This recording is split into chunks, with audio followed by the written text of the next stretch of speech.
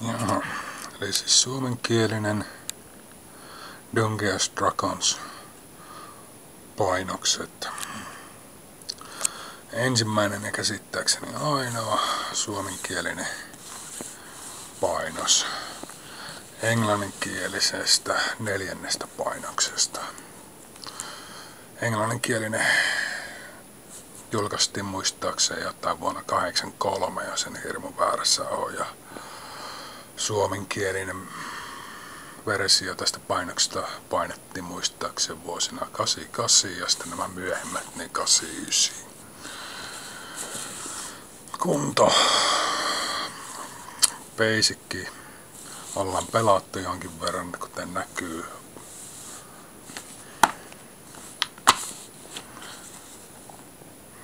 Sininen painos ollaan myös pelattu jonkin verran. Hirannut keskini testaa, mutta kaikki sivut tollassa.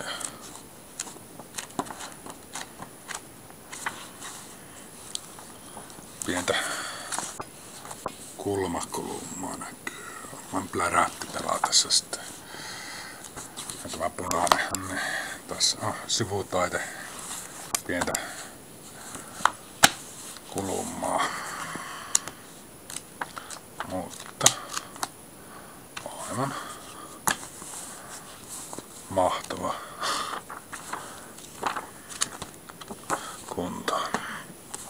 Tässä sitten vihreäksi sanottiin meillä päin, mutta onko tämä nyt turkkaus vai mikä väri? Mä olen muistaakseni vuoden 89 painettiin tämä suomennos, mutta yhä sitä samasta vanhasta 80-luvun alkupuolen 4. englanninkielisestä painoksesta. Tämä on lähestulkoon käyttämätön. Ei näy mitään pahempia kulmia. Vähän nitteen kohdalla.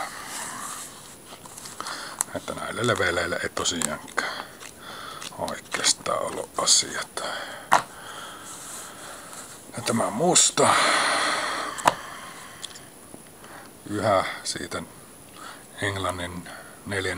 painoksesta Suomessa painettiin 89. Niin, tähän sitä ei päässyt pelaamaan näitä leveleitä. Sittenhän tätä 4. painosta oli vielä muistaakseni kultainen Englannissa, mutta liekkä Suomessa sitä ollenkaan suomennettu koskaan. Pannaanpas tuo takaisin tuohon nätisti noin. Tätä punaistahan myyttiin Suomessa muistaakseni jotain 60 ja 70 000 väliin. Että niistä jäljellä enää täällä, kun eletään 2014, niin ehkä kovinkaan montaa. Tässäpä sitten moduuleja vuodelta 88 suomalainen moduuli. Eli Suomessa moduuli ensimmäinen painos. Kunto aika lailla hyvää. Moduuleja matalille tasoille. Näin matalan tason moduulit ollaan jo vähän pelattukin. Mutta kunto on aika lailla nörttipojan kuolettavissa. Vaarojen saari Expert-säännöillä. Tätä ei niinkään varmaan pelattu, mutta jostain syystä vaan on sattunut huonosti säilymään, että on tuommoinen repeimä tuossa. Että kuntohan muuten on suht hyvä, että jonkin verran kai tätä Vaarojen saarta tuli yritettyä kompattua, mutta liekkä henki lähtenyt Vaarojen saarella, nimensä mukainen paikka.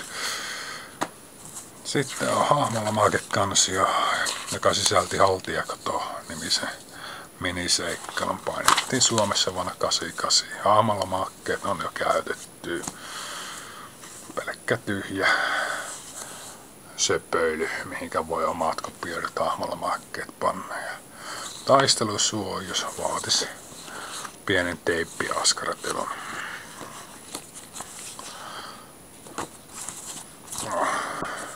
Siinäpä tämä suomenkielinen DD-setti.